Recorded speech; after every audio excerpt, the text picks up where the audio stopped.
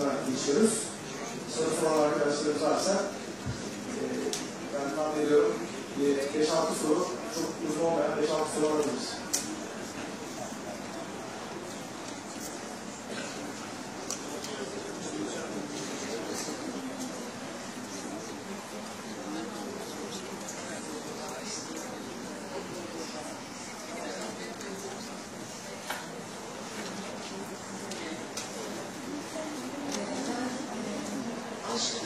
Zamanla olan ilişkisine bağlı olarak söyleyebileceğim şeyler var.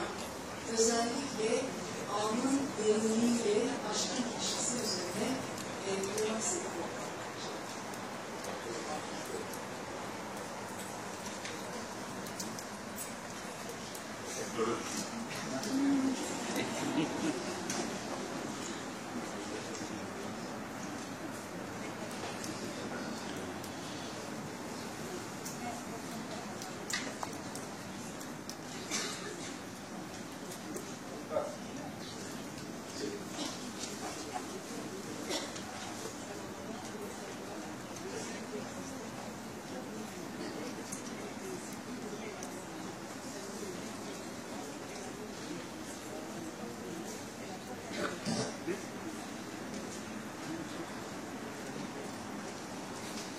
Je crois qu'il y a un lien essentiel entre l'amour et la durée.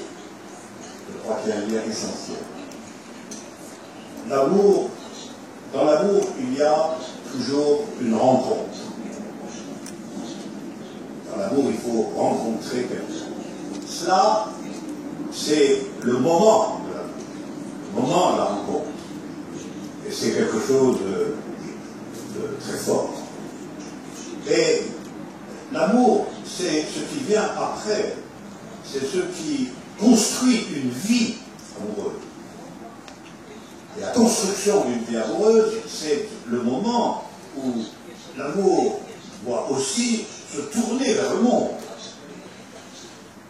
Et le monde doit être vu, expérimenté, à partir du fait qu'on est deux, et non pas seulement un. Bien que l'amour, c'est comme la naissance d'un monde nouveau. Ce n'est pas simplement la rencontre de deux personnes, c'est l'apparition d'un monde nouveau, parce que c'est un monde vu à travers et avec la différence, au lieu d'être vu à partir de l'un, de la personne, de l'individu solitaire. Or ça, naturellement, ça se fait dans la durée. Ça se fait dans la durée, et donc, la rencontre, c'est la condition absolue de l'amour. Comme on dit, il faut tomber amoureux. Mais l'amour lui-même, c'est la construction d'une vie nouvelle à travers l'expérience de la différence.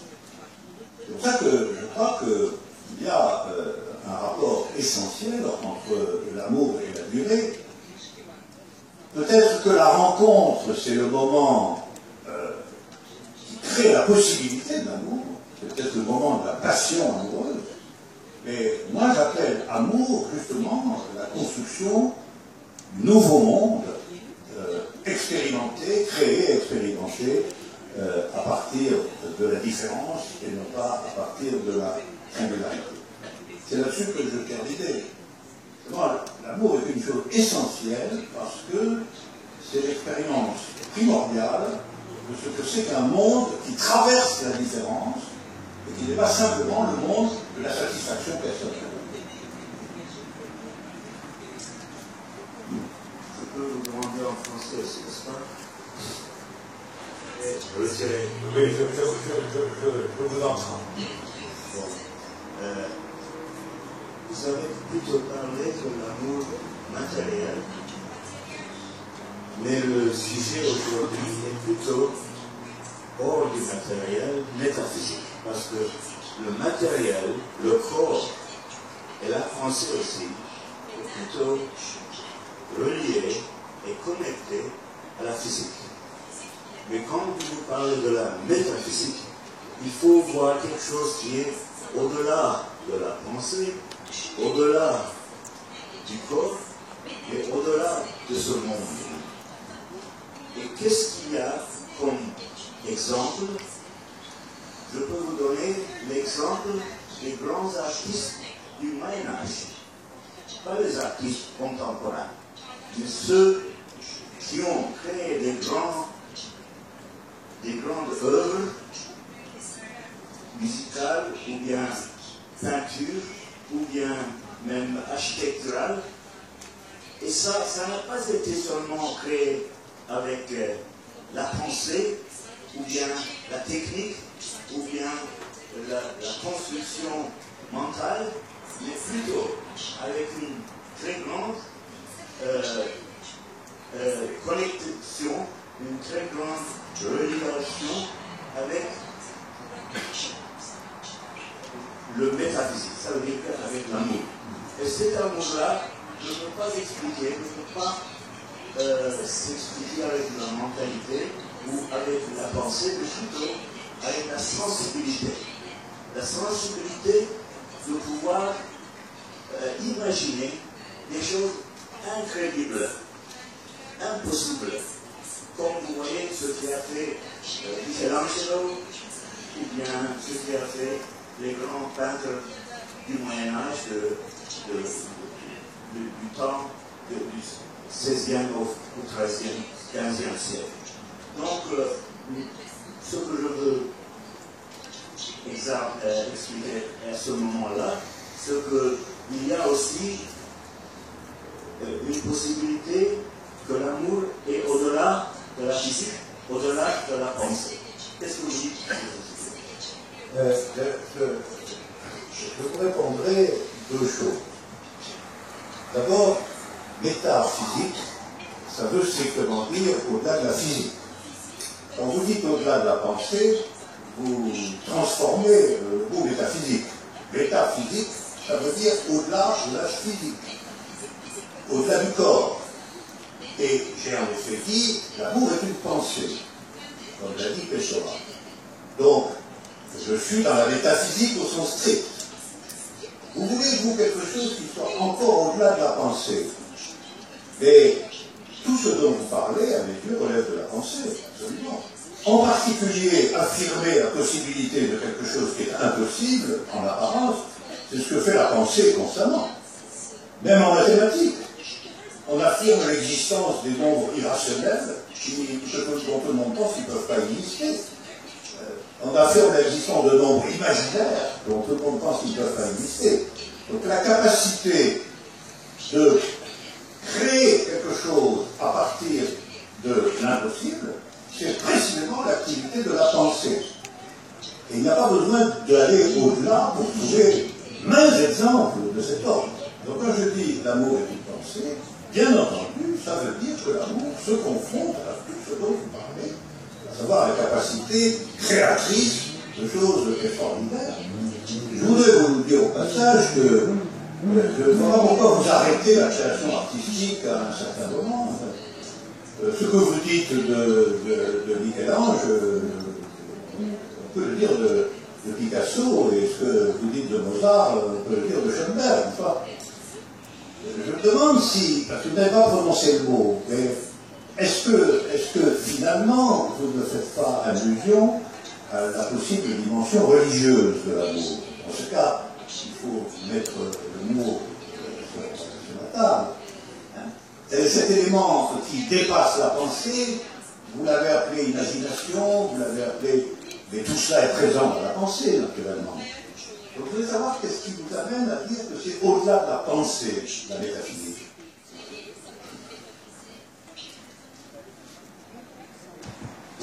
Bon, je veux vous expliquer, ou bien pas expliquer, mais je veux m'expliquer, disons, m'expliquer ce que je dis, parce que quand on a demandé à Michel-Ange comment vous avez créé ces statues merveilleuses, sa réponse a été, moi je ne les ai pas créées, ils étaient déjà dans le marbre, j'ai seulement retiré ce qui était le surplus. Donc ce qui a été retiré par le surplus n'a pas été retiré par la pensée, elle a été retirée par l'intuition. L'intuition, dans ce que que je veux expliquer, c'est que l'intuition est quelque chose au-delà de la pensée. Parce que l'intuition, vous ne le savez pas, ce n'est pas quelque chose qui est rationnel. L'intuition n'est pas rationnelle. Ça veut dire que ça ne vient pas A, B, C, D. Il n'y a pas de linéarité dans l'intuition. Il y a le non-linéarité. Ça veut dire que ça peut faire un très grand saut de A à Z. Ça, c'est l'intuition. Et ça, c'est au-delà de la pensée. C'est ce que je voulais dire. Merci. Oui, nous n'avons pas du tout la même définition de la pensée, c'est tout. Bien évidemment, pour moi, la pensée, n'importe quelle forme de pensée contient un élément intuitif. Vous semblez ramener la pensée à A plus B égale C, complètement. Ça, c'est pas la pensée, c'est le calcul. On peut appeler ça la partie calculatrice ou mécanique de la pensée. La pensée, c'est évidemment la découverte, l'intuition, la création. C'est ça la pensée. Si la pensée était réductible qu'à des opérations mécaniques, il faudrait l'appeler la technique, et non pas la pensée. La part technique de la pensée, c'est une chose, elle existe. Mais la pensée, ce que j'appelle pensée, justement, c'est au-delà de la technique. Donc, la pensée, c'est évidemment la capacité d'inventer, et je dirais même que la pensée, à proprement parler, c'est toujours ce qui montre que ce qu'on croyait impossible était à certains égards possible. C'est le geste fondamental de la pensée. Et ça, dans tous les ordres de la pensée. Effectivement, dans l'œuvre d'art, dans le poème, dans la création amoureuse, dans l'invention des nouvelles théories scientifiques, il y a toujours ce moment intuitif, en effet, où est affirmée la possibilité de quelque chose qui était antérieurement considéré comme impossible. Alors, si je devais être d'accord pour appeler tout ça pensée, et de dire que toute pensée est métaphysique au sens strict, c'est-à-dire irréductible au corps, nous recréerons notre unité. Voilà. Et restera à dire qu'à ce titre, l'amour est une pensée, et que, en effet, l'amour connaît bien des formes qui convoquent l'intuition, l'imagination, la création, et après tout ce que j'ai dit, c'est dire que l'amour n'est jamais réductible à un calcul. D'ailleurs, il n'est pas réductible à un calcul d'intérêt, à un calcul de satisfaction, à un contrat. Il ne peut pas être arrangé comme il faut par les parents, etc. Pourquoi? Parce que justement, il est une pensée. C'est-à-dire qu'il est une rencontre et une invention.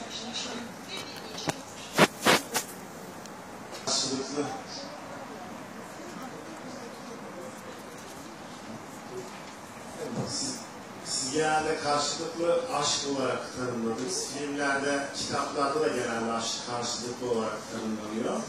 Ama bazı kaynaklarda en saf aşkın tek kişilik aşk olduğu söyleniyor.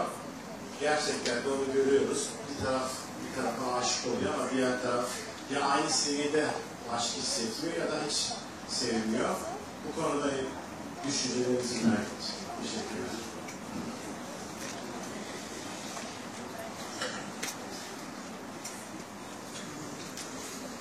L'amour qui n'est pas réciproque, en définitive, ça veut dire qu'on ne le considère pas et on ne les traite pas comme le créateur d'une durée ou d'un monde nouveau. On le crée comme une tentative ratée. Voilà. Une tentative ratée. Après tout, dans tous les ordres de pratique, il y a des échecs. C'est pas simplement dans l'amour. Un peintre peut avoir dans l'idée d'accomplir de grandes œuvres, et finalement c'est raté, quoi. Un poète peut rater un poème, et les révolutionnaires peuvent rater une révolution. Ça arrive souvent. Donc je pense que l'amour n'est pas une exception, c'est-à-dire l'amour est sans garantie, exactement comme toute création, il est sans garantie. C'est une faiblesse des sites de rencontres sur Internet que de promettre des garanties. Je veux dire, vous voulez choisir quelqu'un, il y a peu de chances que ça marche. Voilà. Mais en fait, c'est pas comme ça. Il n'y a jamais de garantie véritable. La rencontre est un hasard. Vous risquez l'échec. Vous risquez de penser que vous êtes passionnément amoureux, puis quelqu'un, finalement, je l'ai dit, il ne vient pas au rendez-vous. Il ne répond pas à votre téléphone, on connaît ça. Vous lui écrivez une longue lettre, il répond par un télégramme. Donc,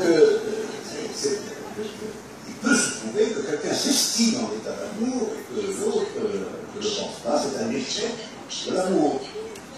Et on ne peut pas définir les choses uniquement par leurs échecs. Ça, c'est les moralistes sceptiques. C'est les sceptiques. Les sceptiques disent toujours, oui, l'amour, mais finalement, il y en a un qui aime, l'autre n'aime pas. C'est pas... les sceptiques sont toujours des gens qui analysent les choses à partir de leurs échecs. Et on trouve toujours des échecs. Rien ne réussit à tout. Et des amours qui ont réussi, des amours qui ont construit une durée, des amours qui ont franchi les risques, et même des amours très ordinaires qui savent surmonter une crise, qui savent faire à un moment donné où c'est très difficile quand même de reconstruire la situation. Ça existe, ça existe. Donc les amours réussis, ça existe aussi. Et c'est d'eux que je parle d'abord.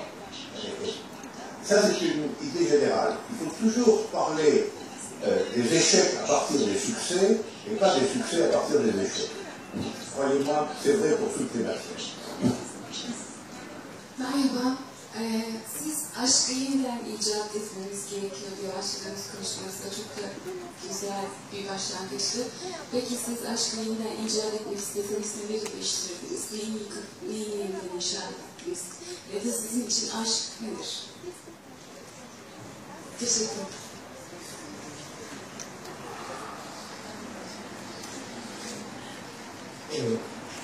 J'ai dit qu'il fallait réinventer l'amour aujourd'hui parce que il y a au moins 3 menaces contre l'amour aujourd'hui. Et que le réinventer, c'est essayer de répondre par une nouvelle invention, une nouvelle création à ces menaces. Alors quelles sont ces 3 menaces?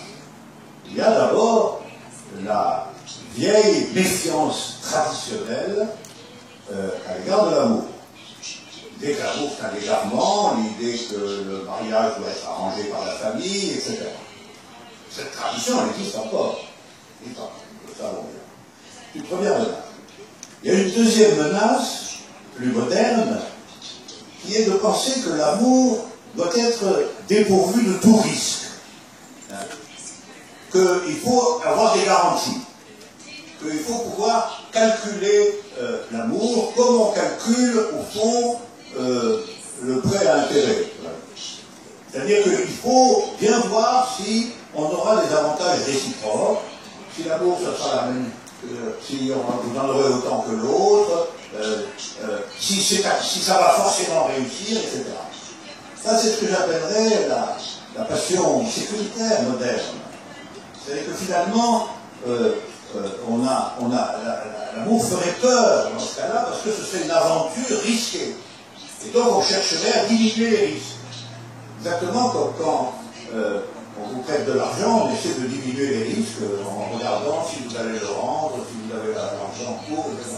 Donc c'est pareil, je veux bien t'aimer, mais garantis-moi que tu m'aimeras autant, etc. Ça c'est l'amour avec assurance. On souscrit une assurance. Je veux bien être amoureux, mais quand même, je veux être sûr que ça va marcher, que je vais être tranquille. La deuxième menace. Et la troisième menace, c'est de dire en fin de compte, l'amour, ça n'existe pas. Ce qu'il faut, c'est avoir des bonnes liaisons avec le temps que ça dure, avec des gens. Appelons ça le libertinage. Moi, je n'ai pas d'opposition morale au libertinage, c'est pas mon problème. Mais ça n'est pas l'amour. Les avantages de l'amour, la force de l'amour, on ne la retrouve pas dans le libertinage. Le libertinage, c'est une satisfaction personnelle, voilà, c'est comme ça, et ça n'est plus une pensée, ça n'est plus une force, ça n'est plus utilisé, c'est la construction dans la durée d'un nouveau monde. Voilà, aujourd'hui, dans notre monde, ces 3 choses sont mélangées. Il y a des restes de la vieille tradition qui se méfient de l'amour parce que c'est une aventure, justement, et pas quelque chose de réglé. Il y a la pression que j'appellerais commerciale, c'est-à-dire l'amour sans risque, l'amour un investissement à coup sûr, et vous investissez dans l'autre à coup sûr, autant d'investissement. Et puis la disparition de l'amour dans le pur et simple idée de liaison satisfaisante, brève, etc. contre lesquelles je n'ai rien, parce que ce n'est pas l'amour. Alors contre ces trois menaces, je pense qu'il faut redéfinir l'amour. Dans le premier cas, l'amour ne relève pas de la tradition, mais il a toujours un côté aventureux, hasardeux, de libre choix et de développement personnel. Contre la deuxième chose, il faut accepter que dans l'amour, il y a des risques, que justement c'est une aventure sans garantie véritable, et que c'est une création, et que la rencontre n'est que le point de départ de cette création. Et contre la troisième chose, il faut dire que le libertinage sous commandement, en fin de compte, du désir sexuel, n'affronte pas réellement la question amoureuse, mais la question de la différence de l'autre. Voilà. Et donc, la réinvention va avoir ces trois points. Échapper à la dictature de la tradition, échapper à la sécurité du commerce et échapper au nihilisme du libertinage. Il faut le faire, tout ça. C'est une tâche, et c'est pas déjà fait. C'est pas fait. Heureusement, il y a beaucoup d'amoureux au monde. Merci M. Badiou pour votre présentation très riche. J'aimerais bien un peu voir le paysage de l'amour à travers la fenêtre de Narcisse. Je voudrais citer une parole de Paul Valéry. Paul Valéry dit pour Marcel Proust, et Marcel Proust, il a tellement poussé son singularité pour trouver l'amour personnel. L'amour personnel, ça signifie que c'est la conquête de singularité. J'aimerais bien un peu que vous parliez un peu sur ce sujet de l'amour narcisse. Merci beaucoup. Oui. D'abord, je voudrais revenir sur Proust. Proust est l'exemple même d'une conception pessimiste de l'amour. Et c'est de cela que parle Valéry. C'est-à-dire que pour Proust, chacun est enfermé dans les limites de sa personnalité singulière, et l'amour est toujours une dépendance finalement terrible, parce que nous ne connaissons pas le secret de l'autre. Et nous ne pouvons pas connaître le secret de l'autre. Là, ça, c'est la thèse, une thèse qui a existé depuis longtemps. Et que l'amour est en fait une tragédie, parce qu'on remet sa vie dans la dépendance de l'autre, alors qu'on ne saura jamais qui est. Et donc on sera toujours dans la dépendance de quelque chose d'obscur et d'infaillible. Ça, c'est les limites du narcissisme. Le narcissisme amoureux, c'est quelque chose qui, en effet, rapporte l'amour à soi-même et ne voit dans l'autre que ce qu'on peut voir en soi-même. Donc on ne voit pas l'altérité de l'autre. On ne voit pas que l'autre est vraiment pauvre. Et dans ce cas, finalement, le destin de l'amour, et c'est très clair chez Proust, le vrai destin de l'amour, c'est la jalousie. C'est la jalousie parce que comme on ne connaît pas le secret de l'autre, on va toujours soupçonner qu'en réalité, l'autre aime quelqu'un d'autre. On va toujours être dans la conviction, la certitude que l'autre aime quelqu'un. La jalousie est une passion très profonde, très terrible, qui est la passion du narcisse.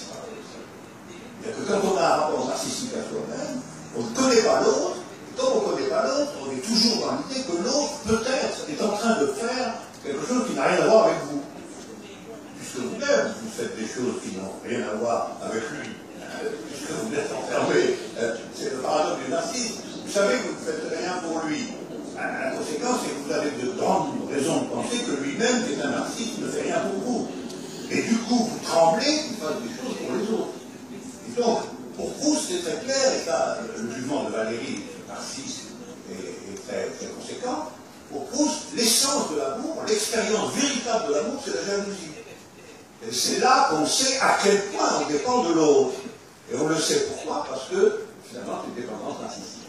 Donc, l'amour narcissique, effectivement, il existe, mais à mes yeux, il est forcément un échec de l'amour. Et c'est pour ça que, finalement, c'est la jalousie qui domine, c'est la jalousie qui l'emporte, qui est un terrible rapport de dépendance à l'autre, narcissique, enfermé sur vivant que l'autre. Voilà, je pense que l'amour commence précisément par un dépassement du narcissisme, c'est obligatoire. C'est-à-dire on accepte de dépendre de l'autre, dans l'idée réciproque que l'autre dépend de nous, et cette réciprocité fait que peu à peu on découvre le réel de l'autre. De ce point de vue-là, l'amour, contrairement à ce qui se dit chez Proust ou dans la figure narcissique, je dirais que l'amour c'est le seul mot, la seule expérience humaine dans laquelle on fait vraiment l'expérience de la différence de l'autre. C'est là qu'on sait ce que c'est que la différence de l'autre. C'est là que, d'une certaine manière, on va non pas penser connaître la totalité de l'autre, parce que ça n'arrive jamais, mais pouvoir expérimenter le monde dans un rapport réel et effectif à ce que l'autre désire et veut. Et donc, la jalousie, d'une certaine manière, c'est toujours un moment obscur de l'amour, un moment d'obscurcissement de l'amour, parce que c'est par définition un moment où replié sur soi-même, on ne comprend plus où est l'autre. Et on se demande où il va. Oui, mais l'amour personnel, soi-même.